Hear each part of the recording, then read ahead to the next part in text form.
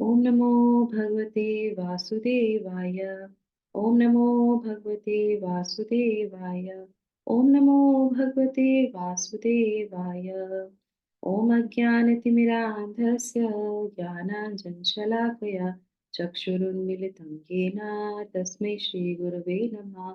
नमः विष्णुपादाय कृष्णपृष्ठाय भूतले श्रीमते भक्ति वेदांता स्वामिन इति नामिने। नमस्ते सारस्वते देवे गौरवाणी प्रचारिणे निर्विशेषा शून्यवादी पाश्चात्य देश तारिणे। जय श्री कृष्णा चैतन्य प्रभु नित्यानंदा श्री अद्वैत गदाधरा श्रीवासादि गौर भक्तवृंदा। हरे कृष्णा कृष्णा कृष्णा हरे हरे हरे राम राम राम हरे हरे। जगत गुरु शिला प्रभुपाद की जय। भगवत वाणी भगवत गीता जी की जय। गुरु महाराज की जय। उपस्थित सभी भक्तों की जय। हरे Krishna. So welcome to all in our चेतो दर्पण मार्जनम सेशन। तो आज हम लोग जो है भगवत गीता के अध्याय 4 के श्लोक संख्या 10 पे पहुंच गए हैं भगवान की असीम कृपा से। और दिव्य ज्ञान की इस श्रृंखला में पहला भाग हम आज जो है अपना पूर्ण कर लेंगे। पहला भाग क्या है? पहला भाग हमने 4 भाग किए थे। कौन बताएगा पहला भाग का नाम क्या था? कौन बताएगा? हरे कृष्णा।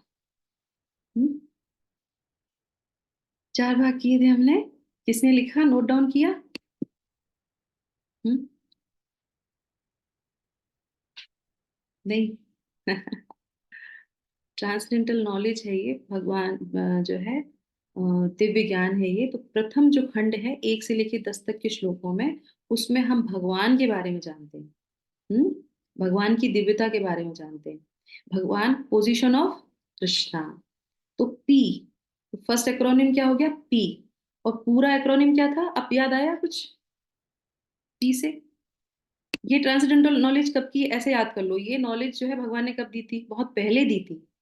अभी नई नहीं है। अर्जुन पहले बोलते हैं ना कि ये जो आप मुझे ज्ञान दे रहे हो, ये जो देने जा रहे हो ये क्या है? ये कोई नया नहीं है, ये बहुत पुराना है। सूर्य, सूर्य भगवान को भी दिया है। तो ये क्या है? पास्ट है। PAST। तो पी से क्या हो गया? Position of Krishna. तो हमने इन 10 श्लोकों में भगवान के बारे में जाना, भगवान की पोजीशन के बारे में जाना कि वो कितने दिव्य हैं। क्योंकि उनके पहले शिष्य कौन थे? सूर्यदेव। करेक्ट। तो जिसके सूर्यदेव शिष्य हो, जिन्होंने भगवत गीता उनको सिखाई हो, और वो जो है हम पारायण यहाँ पे कर रहे हैं, तो वो कितनी दिव्य होगी। तो ये ज्ञान कितना दिव्य होगा, तो वो पोजीशन हम समझते हैं। ठीक है।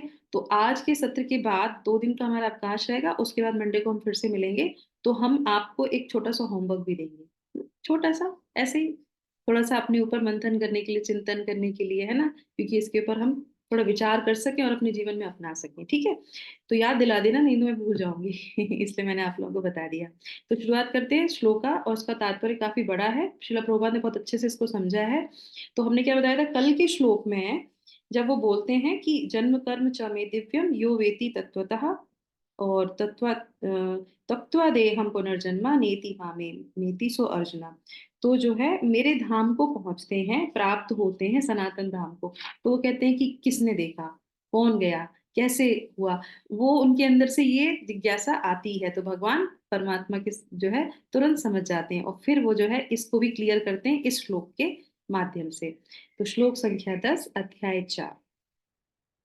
वीतराग भव क्रोधा भय क्रोधा मन्मया मामुपाश्रिता बहवो ज्ञान तपसा पूता मद्भावमागतः।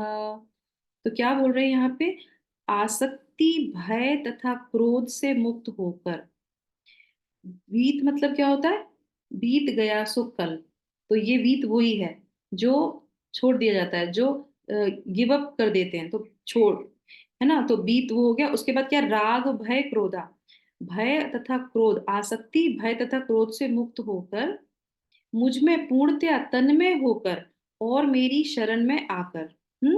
तो मनमया, मुझ में, और माम उपाश्रिता मतलब मुझ में जो है पूरी तरीके से शरण लेकर आकर, बहुत से व्यक्ति भूतकाल में मतलब पहले भी मेरे ज्ञान से पवित्र हो चुके हैं। तो ये तो मैं देने जा रहा हूँ, ये जो है पवित्र कर रहा हूँ तुमको, तो ये नया नहीं है, पहले भी लोग हुए हैं इस ज्ञान से पवित्र। और फिर वो क्या कहते हैं, बहवो, बहवो मतलब बहुत बहुत बहुत, इस प्रकार से उन सबों ने मेरे प्रति दिव्य प्रेम प्रेम को प्राप्त किया है। चलिए, तो अब हम इसकी व्याख्या सुनेंगे श्रील प्रभुपाद के द्वारा। तो आज कौन पढ़ेगा? हरे कृष्णा, जल्दी से वॉलंटियर कर लीजिए। कल तो जो है, यस, बोलिए अपने अपने। संगीता माता जी कौन पढ़ेगा? हरे कृष्णा। दूसरी संगीता माता जी भी है ना यहाँ पे? कोई नहीं और पढ़ेगा? हरे कृष्णा। ठीक है, जो पढ़ना चाहे वो खोल लीजिए अपना कैमरा और माइक। हरे कृष्णा। मैं पढ़ दूँ माता जी, शुरू कर देती हूँ, हाफ पढ़ देती पढ़िए पढ़िए माता जी, पढ़िए। हूँ। तात्पर्य जगत गुरु श्रील प्रभुपाद की जय। जैसा कि पहले कहा जा चुका है, विषयों में आसक्त व्यक्ति के लिए परम सत्य के स्वरूप को समझ पाना अत्यंत कठिन है।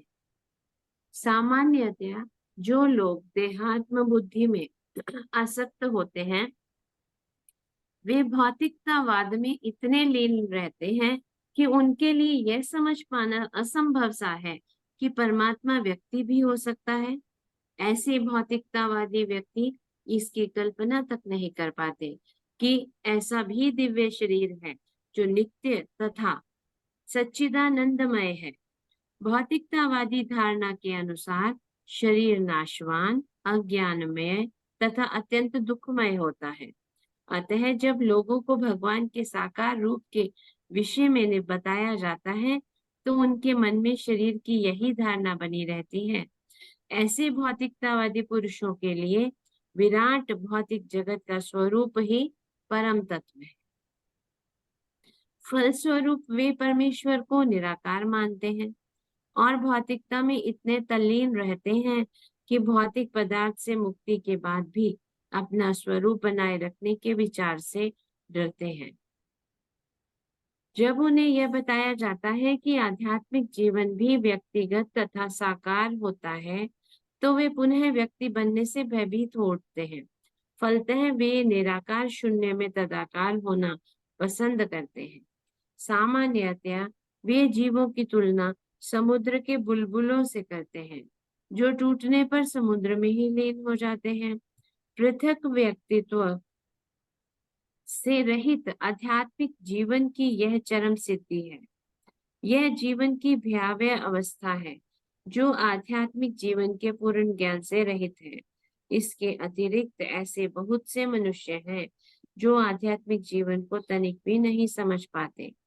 अनेक वादों तथा दार्शनिक चिंतन की विविध विसंगतियों से परेशान होकर वे ऊब उठते हैं या क्रुद्ध हो जाते हैं और मूर्खतावश यह निष्कर्ष निकालते हैं कि परम कारण जैसा कुछ नहीं है, कुछ नहीं है। अतः प्रत्येक वस्तु अंततोगत्वा शून्य है। ऐसे लोग जीवन की रुग्णावस्था में होते हैं।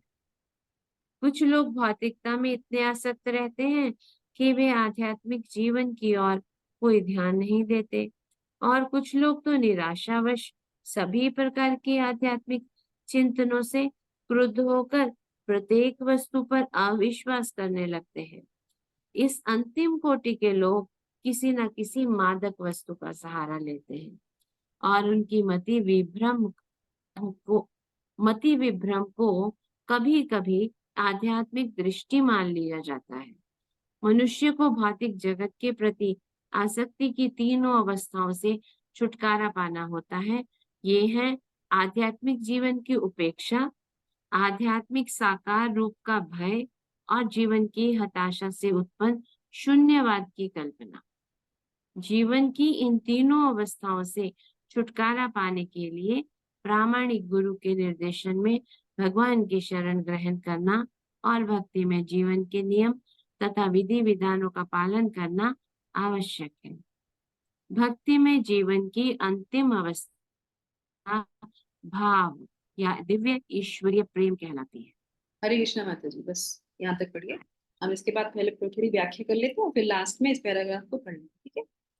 तो सबसे पहले तो यहाँ पे तीन बातें जो शुरू में आई हैं, तो आप लोग मुझे बताइए कि क्या है आसक्ति, क्या है भय और क्या है क्रोध। जिसको छोड़ के, जिससे मुक्त होकर हम भगवान के धाम जा सकते हैं। तो कौन सी आसक्ति की बात कर रहे हैं, और कौन से भय की और कौन से क्रोध की बात कर रहे हैं? किसी को पता चला? किसी को समझ में आया? कौन बताएगा? हरे कृष्ण।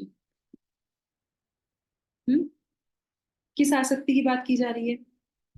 किस क्रोध की, किस भय की बात की जा रही है? कुछ अंदाजा? चलो, हमने आपसे कल के श्लोक में पढ़ा था कि भगवान के धाम पहुंचेंगे। तो आप म्यूट कर लीजिए माता जी। अनीता माता जी, आप अनम्यूट मत कीजिए। तो वो भगवान के धाम पहुंच जाता है वो व्यक्ति, तो वो कहते हैं कि आसक्ति और भय और उससे क्रोध से मुक्त होता है, वो मेरे धाम को आ जाता है। तो अभी ये तो पता होना चाहिए कि क्या होती है ये आसक्ति और भय, है ना? तो इसी को प्रभुपाद अपने इस तात्पर्य में डिस्क्राइब करते हैं। एक एक पैराग्राफ, एक एक जो है शब्द को डिस्क्राइब कर रहा है। तो सबसे पहले वो क्या है, हमने जाना गिव अप। हम भगवान कह रहे हैं कि जो बीत गया उसको छोड़ देना चाहिए, उसको जो है त्याग देना चाहिए, करके किसको? राग को। तो राग क्या है? राग क्या है? Attachment, heavy attachment.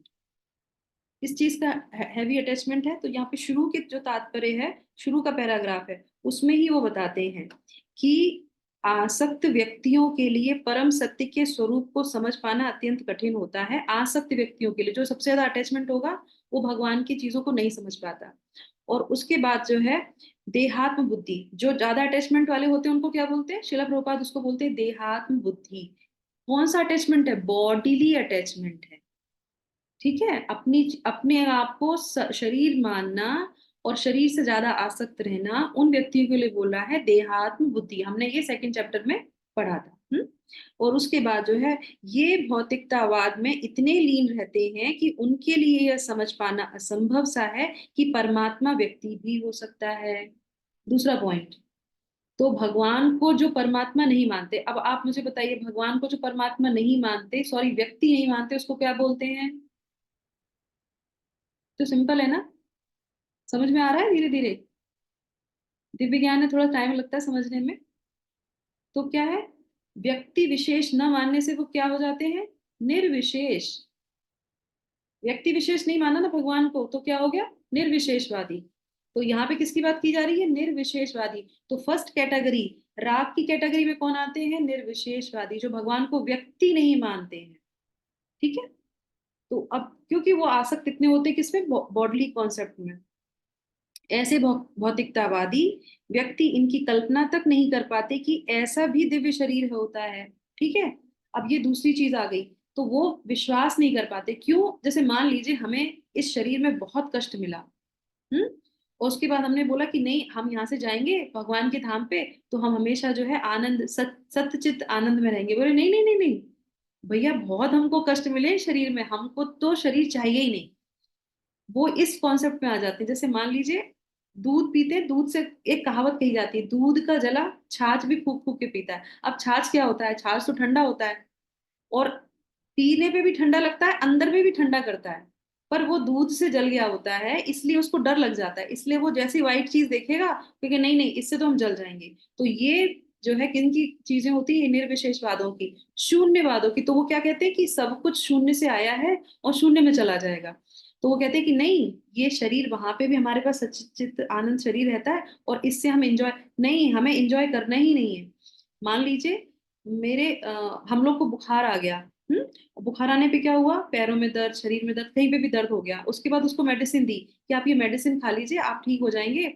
और उसने मेडिसिन खानी प्रारंभ की, पर उसको बोला कि अब तुम आराम से डांस कर सकते हो। वो कहते नहीं, मुझे नहीं करना, क्योंकि पैरों में बहुत दर्द होता है, शरीर में बहुत कष्ट होता है। वो कहते नहीं होगा, पर वो कहते नहीं, होगा ही होगा, क्योंकि मैंने सहन किया है। तो ये अवस्था इनकी हो जाती है कि ये बाद में इस चीज को एक्सेप्ट ही नहीं करते हैं। क्या? शून्य से सब कुछ आया है और शून्य में चला जाएगा, समुद्र के बुलबुलों जैसा ये व्यक्तित्व बताते हैं। तो ये उनके लोगों के लिए है। तो ये राग है, आसक्ति है शारीरिक। उसकी वजह से क्या हो गया? डर हो गया। तो दूसरा क्या है? भय आना। तो इस वजह से तो शिला प्रभुपाद दूसरे में क्या बोलते हैं कि यह जीवन की, है ना, यह जीवन की भयावह अवस्था है, जो आध्यात्मिक जीवन के पूर्ण ज्ञान से रहित है। और इसी को ही बोला जाता है कि ये भयावह है, क्योंकि ये इतना डर गए होते हैं और इससे उभर के आना बहुत मुश्किल हो जाता है। तो ये हो गई आसक्ति हमारी, और ये हो गई हमारा भय। ठीक है। और हाँ, इसमें ये लिखा था, भौतिकता में इतने तल्लीन रहते हैं कि भौतिक पदार्थ से मुक्ति के बाद भी अपना स्वरूप बनाए रखने के विचार से डरते हैं। ठीक है, तो आसक्ति हो गया, भय हो गया। उसके बाद क्या है, नीचे कौन सा है लास्ट में, क्रोध। तो ये चीजें दो समझ में आ गई कि जो है निर्विशेषवादी हैं, भगवान को व्यक्ति नहीं मानते हैं, उनकी ये कंडीशन होती है। तो भगवान क्या कह रहे हैं, आपको निर्विशेषवादी नहीं होना है। भगवान कह रहे हैं कि मैं हूं, मेरा स्वरूप है, तुम्हारा भी स्वरूप है, तुम मेरे पास आओ, इसी शरीर के साथ तुम जो है यहाँ पे रह सकते हो। पर वो डर जाते हैं और वो भगवान को निराकार मान लेते हैं। उसके बाद तीसरे जो श्रेणी है वो क्या है, क्रोध वाली। तो क्रोध में क्या है, इसके अतिरिक्त ऐसे बहुत से मनुष्य हैं जो आध्यात्मिक जीवन को तनिक भी नहीं समझ पाते। क्यों? क्योंकि अनेक वादों तथा दार्शनिक चिंतन की विविध विसंगतियों से परेशान होकर ऊब जाते हैं। है ना? कभी कभी माता जी, ये भगवत गीता समझ में नहीं आ रही है, कितना समझे, नहीं समझ, छोड़ो, अब छोड़ो। हम लोग के स्कूल टाइम में होता था ना, अब ये मुझे सम नहीं आ रहा तो नहीं आ रहा, अब इसको छोड़ दो, आगे वाला पढ़ लेते हैं, कुछ और पढ़ लेते हैं, अभी ये नहीं पढ़ेंगे क्योंकि हम इससे ऊब गए हैं। तो इसीलिए क्या बोले थे, और ये ऊब जाते हैं तो क्या हो जाते हैं, क्रुद्ध हो जाते हैं। तो शिला प्रभुपाद क्या बोल रहे हैं, ऊब उठते हैं या क्रुद्ध हो जाते हैं और मूर्खतावश यह निष्कर्ष निकालते हैं कि परम कारण जैसा कुछ भी होता ही नहीं है। ठीक है, तो किसी चीज को जब समझ में नहीं आता, फिलोसफी और जो है बहुत सारे दार्शनिक लोग होते हैं, जब बहुत रिसर्च करते हैं, पूरा जीवन रिसर्च में निकल जाता है, तो लास्ट में कहते हैं हम अथीस्ट हैं, हम किसी को नहीं मानते, हम किसी भी जो है संप्रदाय को नहीं मानते, हम भगवान को नहीं मानते, हम धर्म को नहीं मानते, हमें इन चीजों में फंसना ही नहीं है। बहुत से लोगों को मैंने देखा है, भैया हमें, इतने साधुओं लोग गलत काम करते हैं ना, तो मुझे किसी गुरु पे ट्रस्ट ही नहीं है। किसी भी चीजों को देख के अपने जीवन में ये निर्णय आप कैसे ले सकते हैं कि हमें इस बात पे जाना ही नहीं है, जो सब अगर कुएं में कूद रहे हैं तो क्या आप भी कूद जाएंगे? तो इसका मतलब क्या है कि संघर्ष तो है इस जीवन में, पर उसके आगे भी जो है हमें रास्ता निकालना चाहिए। तो यहाँ पे क्या है, क्रुद्ध होकर, परेशान होकर वो ऐसा कार्य करते हैं। और उसके बाद शिला प्रभुपाद लिखते हैं कि इस अंतिम कोटि के लोग किसी ना किसी मादक वस्तु का सहारा लेते हैं। जब उनको अच्छा डेस्टिनेशन नहीं मिलता तो वो क्या करते हैं, किसी ना किसी ऐसी चीज का सहारा लेते हैं और उससे अपनी जीवन को व्यतीत करते हैं, जैसे कि अल्कोहल लेना, कोई ऐसी नशे वाली चीजों में चले जाना।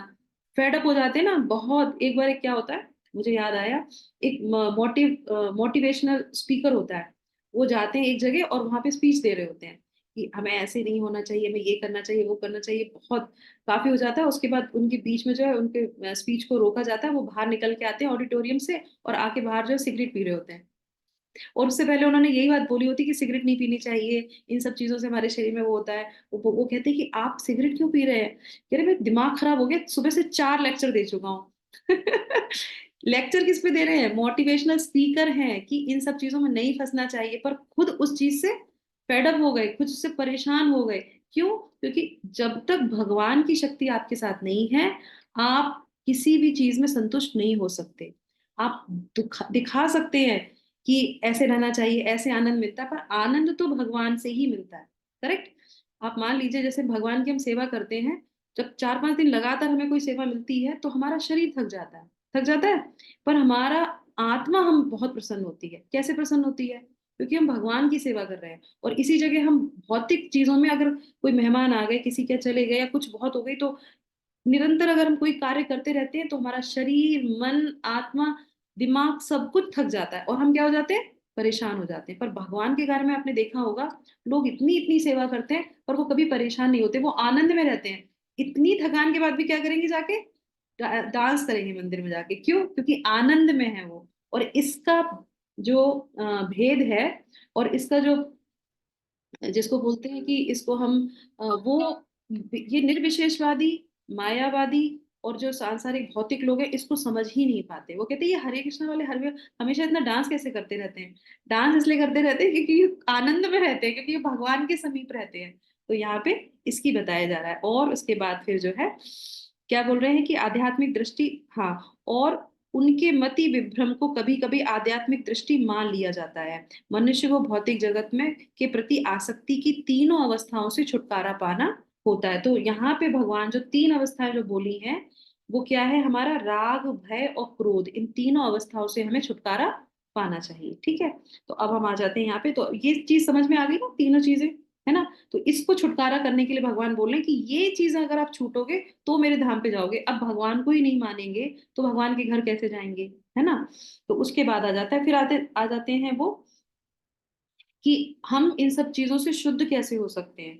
तो शुद्ध कैसे हो सकते हैं, तो हमें जो है क्या करना चाहिए। तो लास्ट वाली लाइन में क्या हुआ है, बहवो, अब आ गया मनमया माम उपाश्रिता। तो हमें जो है क्या करना चाहिए, पूरी तरह से भगवान में स्थित होना चाहिए, भगवान का आश्रय लेना चाहिए, है ना।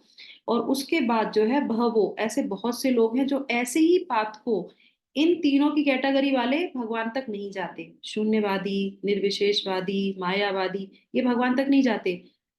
आपने देखा होगा एक बोला जाता है उसको, क्या होता है वो, अ, जिसको वो वाइट वो पहनते हैं ना, क्या, ब्रह्म ब्रह्म ज्योति में जो होते हैं, जो वो उसको मानते हैं। ब्रह्म कुमारी ही ब्रह्म मतलब कुमारी।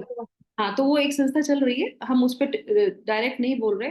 पर क्या होता है कि ब्रह्म को मानना, ब्रह्म सही है, वो वही है, पर वो पूर्ण स्तर नहीं होता। वो पूर्ण स्तर नहीं होता क्योंकि वो जानते हैं कि सब कुछ विनाश हो जाएगा और हम ब्रह्म से आए, हम ब्रह्म में लीन हो जाएंगे। पर भगवान भगवद गीता में ये कहते हैं कि नहीं, इससे ऊपर की भी स्थान है। ब्रह्म से ऊपर परमात्मा का घर है, भगवत धाम है।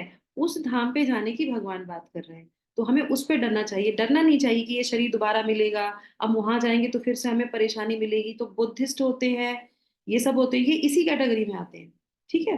तो तो वो क्या कह रहे हैं कि अब ये आप लोगों के लिए है। अब ये मान लो कि ये हो गया, और हमने भगवान कह रहे हैं कि पूरी तरीके से आ जाओ। तो अब है कौन सी तरीके से हमें जो है पवित्र होना है। वो कहते हैं पूतहा, पूतहा का मतलब होता है पवित्र होना। तो पवित्र हो जाएंगे तब हम भगवान के तक जा सकते हैं। तो कौन सी तरीका है पवित्र होने का, पवित्र होने का क्या तरीका है बताइए। यही लिखा है, इसी श्लोक के सेकंड लाइन में लिखा है। हम्म, बोलो, पढ़ो, आप पढ़ो क्या लिखा है। हम्म, आसक्ति, भय तथा क्रोध। भगवान की साधना करना, चैंटिंग करना, that is how you purifying yourself, you are thinking of him all the time. Very nice, correct. तो वो किस में आ गया, वो हमारे इसमें आ गया। यहाँ पे लिखा हुआ है ज्ञान तपसः पूत मत भगव भा, भा, भागमा, सॉरी, मद भाव मागता, मतलब ज्ञान और तप से। तो ज्ञान और तप से हम क्या है, हम शुद्ध हो जाते हैं, पूतः हम शुद्ध। तो ज्ञान और तप में कैसे जो है हम शुद्ध होंगे।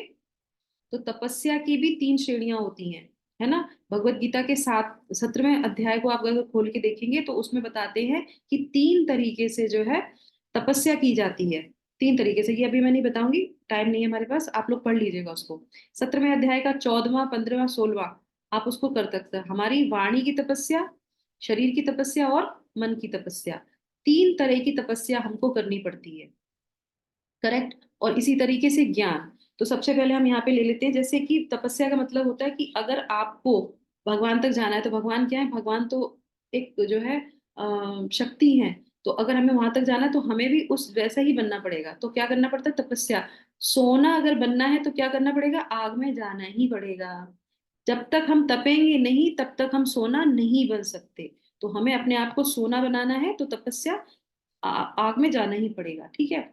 और उसके बाद क्या है, ज्ञान में जो है कृष्णदास कविराज जो है चैतन्य चरितामृत में बोलते हैं, सिद्धांत बलिया चित्ते नाम कर आलस, इहा इहिते कृष्ण लागे सुदृढ़ मानस। तो मानव को भगवान को समझने में कभी भी आलस नहीं करना चाहिए। अगर कोई भगवत गीता की बात बता रहा है, भगवान के बारे में बता रहा है, तो चैतन्य चरितामृत में कभी भी इस चीज में आलस नहीं करना चाहिए। भगवान की, जैसे सुबह 6 बजे का सत्र है, अब नींद नहीं खुलेगी तो सत्र नहीं कर पाएंगे, करेक्ट। तो ये क्या है, ये आलस में आ गया। तो बोलते हैं आलस नहीं करना चाहिए, भगवान के लिए हमेशा तैयार रहना चाहिए। शरीर की तपस्या क्या है, मंदिर जाना, भगवान के लिए सेवा करना। वाणी की तपस्या क्या है, भगवान के नाम का जप करना, करेक्ट। तो ये जब हम तपस्या करते हैं तो क्या हो जाता है, हम पूर्णतः जो है पूतः हम जो है शुद्ध हो जाएंगे। और जब हम शुद्ध हो जाएंगे तो हम भगवान के धाम पे वापस जा सकते हैं, ठीक है। तो अब आ जाते हैं कि भगवान के जो ज्ञान में होता है, तो बोलते हैं कि हम भगवान की शक्ति हैं, स्वभाव को अपनाना, है ना। तो कल भी हम लोगों ने जब परसों जब जाना था तो उसमें क्या था कि कई तरह की मुक्तियां होती है, पर भक्त जो होता है वो किसी भी मुक्ति को प्राप्त नहीं करना चाहता। तो हमको बोला गया है कि बहिरंगा शक्ति, अंतरंगा शक्ति और तटस्था शक्ति। तो हम जो जीव आत्मा है वो किस में आते हैं, कौन सी शक्ति में आते हैं? बहिरंगा में कि अंतरंगा में कि तटस्था में, कौन बताएगा? हम लोगों ने 6 डेज के कोर्स में भी सीखा था, 18 डेज में भी सीखा था, किसी को याद है? हम्म हम्म तटस्था शक्ति। ठीक है, तटस्था मतलब क्या होता है? तट पे। अब संगीता माता जी, नई वाली जो माता जी वो सुन रही हैं, वो याद रखेंगे, आई नो। Sharp memory. तो तटस्था मतलब क्या होता है कि हम तट पे हैं, हम जीवात्मा, हम तट पे हैं। तो हमारे पास दोनों ऑप्शन भगवान ने दे रखा है, भगवान ने हमको मुक्त कर रखा है, फ्री कर रखा है कि तुम जो चाहो वो ले लो। तो हम तटस्था शक्ति होने के नाते हम क्या है, हम भगवान को भी प्राप्त कर सकते हैं और हम इस भौतिक जगत में भी रह सकते हैं। ठीक है, तो इसीलिए हमको तटस्था शक्ति बोला जाता है। तो हम भगवान के स्वभाव को कैसे प्राप्त कर सकते हैं? हम अपनी तपस्या से और ज्ञान से। तो इसके लिए हमें क्या करना चाहिए? उपाय में जो है लास्ट वाला पैराग्राफ दिया गया है, तो वो क्या है? वो है भक्ति रसावत सिंधु में। यहाँ पे बताते हैं कि वैदेही जो है भक्ति करने से ये हमारा उपाय है। वैदेही जो है ये विधि यहाँ पे दी है। और ये क्या है? ये विज्ञान है। साइंस में क्या होता है? फॉर्मूला होता है, अगर एक फॉर्मूला के बाद दूसरा फॉर्मूला, दूसरे के बाद तीसरा फॉर्मूला। भगवत गीता में हमेशा जो है भक्ति जो है साइंस बताई गई है। श्रीला प्रभुपाद हमेशा कहते थे ये साइंस है, ये कोई ऐसे आडंबर नहीं है कि किसी ने कुछ भी बोल दिया। तो यहाँ पे क्या बोल रहे हैं कि ये विज्ञान है, भक्ति का विज्ञान इस प्रकार से क्रम से है। तो कौन सा क्रम है? आदौ श्रद्धा तथा साधु संगो भजन क्रिया ततो नै निवृत्त अनर्थ निवृत्ति यत तो सया ततो निष्ठा रुचिस्तथा अथासक्ति स्ततो भावस्ततः प्रेमाभयुतच्छति साधनकाना साधनकानामयं प्रेमणः प्रादुर्भावे भवेत् क्रमः। ये क्रम से है। आदौ श्रद्धा, सबसे पहले क्या आता है? श्रद्धा। तो 9 लिम्स ऑफ भक्ति। तो ये क्या है? ये है एक क्रम है, एक विज्ञान है। तो सबसे पहले वो क्या कहते हैं? श्रद्धा आती है। ये इसका एक हमने पूरा एक अलग से सेशन किया था, अगर मुझे मिलेगा तो मैं रिकॉर्डिंग भेज दूंगी आप लोगों को, तो आप लोग दोबारा से उसको ध्यान से सुन लेना। तो श्रद्धा, श्रद्धा के बाद आता है साधु संगा, और उसके बाद आता है भजन क्रिया। हम्म और उसके बाद आ जाता है अनर्थ निवृत्ति, अनर्थ निवृत्ति के बाद आता है निष्ठा, निष्ठा के बाद रुचि, रुचि के बाद जो है आसक्ति, आसक्ति के बाद भावा, भावा के बाद प्रेमा। तो ये क्या हो गए? ये 9 लिम्स ऑफ भक्ति। तो ये प्रकार है, ये किसमें दिया है? भक्ति रसामृत सिंधु में। और ये हमारे लिए उपाय भी है। तो जब हम आध्यात्मिक चीजों में आते हैं, तो सबसे पहले हमारी जो श्रद्धा, हम सबके अंदर श्रद्धा होती है, इस श्रद्धा को ध्यान से हमें समझना चाहिए। हमें भगवान के नाम में श्रद्धा है, हमें भगवान में श्रद्धा है, शास्त्रों में श्रद्धा है, तो उस श्रद्धा को ऊपर लेके जाना है। अब उसको ऊपर कैसे लेके जाएंगे? तो सेकंड स्टेज है साधु संगा। दो चीजों पे हमें बहुत विचार करना चाहिए। कौन सी है? एक जो है साधु संग, हमारा एसोसिएशन हमेशा साधु लोगों का, अच्छे लोगों का होना चाहिए, क्योंकि वो हमेशा आपको यही बोलेंगे आपकी चैंटिंग चल रही है कि नहीं चल रही है, आप भगवत गीता पढ़ रहे हैं कि नहीं पढ़ रहे हैं। करेक्ट। तो उससे हमारा क्या होता है? उससे हम ऊपर बढ़ते चले जाते हैं। उसके बाद क्या? भजन क्रिया। तो साधु संग और भजन क्रिया, ये दो चीजें हमारी हैं। उसके बाद क्या है? उसके बाद सब भगवान का है, उसका सब भगवान के ऊपर छोड़ दो आप। क्यों? क्योंकि अनर्थ निवृत्ति कौन करेगा?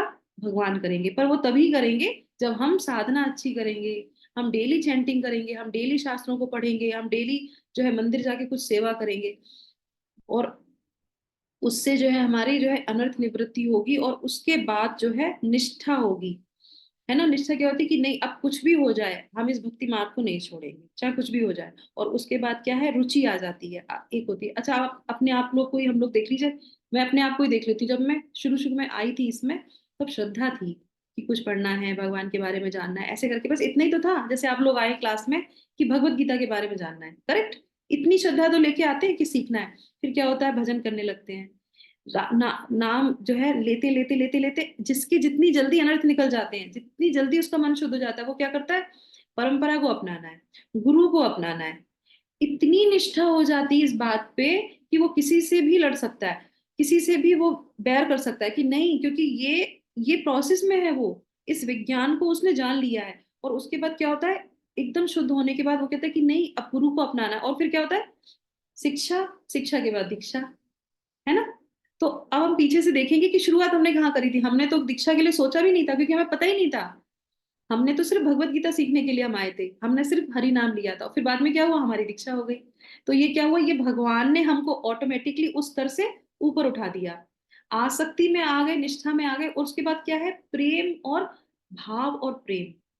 और भगवान क्या बोल रहे हैं यहाँ पे, शिला प्रभुपाद कहते हैं कि भक्तिमय जीवन की अंतिम अवस्था भाव या दिव्य ईश्वरी प्रेम कहलाती है। ये हमारी लास्ट स्टेज है, और ये हमें कौन देता है, ये कोई भी ऐसे सड़क चलता हुआ व्यक्ति हमें नहीं दे सकता, ये सिर्फ और सिर्फ हमें गुरु दे सकता है। तो उपाय में क्या है, उपाय में भी शिला प्रभुपाद यहाँ पे लिख रहे हैं, ये है आध्यात्मिक जीवन की सॉरी हाँ, आध्यात्मिक साकार रूप का भय जीवन हताश नहीं। जीवन की इन तीनों अवस्थाओं से छुटकारा पाने के लिए प्रामाणिक गुरु के निर्देशन में भगवान की शरण ग्रहण करना और भक्तिमय जीवन के नियम तथा विधि विधानों का पालन करना आवश्यक है। और ये कौन कराता है, जो है गुरु कराते हैं, वो भी कौन से, प्रामाणिक गुरु। तो इस चीज को हमें हमेशा ध्यान रखना चाहिए, ठीक है।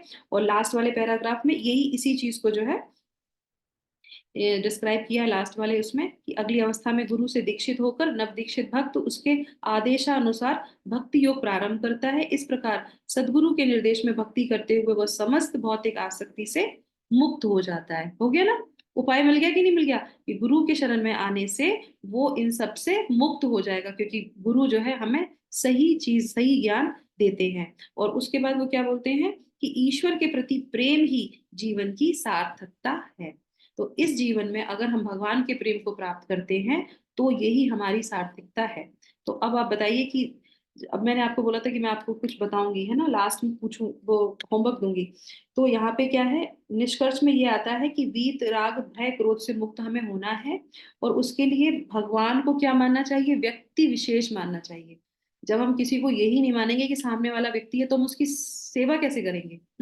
भगवान को फ्लावर देना है, भगवान के लिए कुछ बनाना है, भगवान की कोई सेवा करनी है, तो भगवान है, वो आदान प्रदान करते हैं, वो भाव होने से ही होगा। अगर हम उनको मानेंगे नहीं, ठीक है जो दे दिया दे दिया, जब मन आया तब ऐसा कर दिया, ऐसा नहीं होता। अगर उनको व्यक्ति विशेष मान रहे हैं, हमारे घर में कहते हैं कि ठाकुर जी, हमारे घर में 5 सदस्य हैं, एक हमारे ठाकुर जी भी हैं, तो उनको मान रहे हैं ना बड़ों की जैसे, तो उनको उनकी सेवा भी करनी पड़ेगी, करेक्ट। तो फिर वो आदान प्रदान होगा। और उसके बाद क्या है, ये हमारा हो गया, शरण ग्रहण करनी चाहिए। और अब हम आ जाते हैं अपने होमवर्क पे। तो भगवान के लिए हमें डेली ये देखना चाहिए कि हमने कितनी सेवा की, डेली। हम्म तो हम क्या करेंगे, 2 दिन में आप नोट डाउन कीजिएगा कि हम अपने प्रतिदिन में भगवान ने हमको कौन कौन से गिफ्ट दिए हैं। हम्म जब हमें कोई, हम किसी के बर्थडे पार्टी में जाते हैं, तो हमें वो क्या देते हैं, गिफ्ट देते हैं। हम उनको गिफ्ट देते हैं, और फिर वो हो गया, तो वहां से भी रिटर्न गिफ्ट मिलता है ना। तो हम पहले देखेंगे कि भगवान ने हमको रिटर्न गिफ्ट क्या दिया है। ये आप एक लिस्ट बना लीजिए कि भगवान ने मुझे अपने, मेरे जीवन में मुझे क्या क्या अच्छा दिया है, क्या क्या चीज दी है। हम हमेशा क्या देखते हैं, ये नहीं मिला, ये नहीं मिला, ये नहीं मिला, ये नहीं मिला, है ना, यही देखते हैं ना हमेशा। इसकी कमी है, इसकी कमी, ये देखिए कि क्या क्या मिला है, उसकी एक लिस्ट बनाइए, और उसके बाद देखिए कि हमने भगवान को रिटर्न में क्या दिया अभी तक के जीवन में, और अभी तक हमने क्या क्या भगवान के लिए किया, या फिर हम डेली भगवान के लिए क्या कार्य करते हैं। डेली हम भगवान के लिए क्या कार्य करते हैं, और हमारी क्या इच्छा है आगे करने के लिए भगवान के लिए, ठीक है। सब लोग करेंगे ऐसा। हम्म तो हम क्या है, भगवान से अपना संबंध बना सकते हैं, भगवान से हम प्रेम कर सकते हैं एज अ पर्सन, है ना। तो ये करेंगे सब लोग। हरे कृष्णा। ठीक है, तो हम यहीं पे इसको विराम करेंगे। इस जो है, ये हमारा एक चरण पूरा हो गया। अगले सत्र में हम लोग जो है दूसरे चरण में प्रवेश करेंगे इस अध्याय के, ठीक है। हरे कृष्णा कृष्णा कृष्णा हरे हरे, हरे रामा राम रामा हरे हरे। जगत गुरु शिला प्रभुपाद की जय, भगवत वाणी भगवत गीता जी की जय, उपस्थित सभी भक्तों की जय। Thank you so much. Hare Krishna.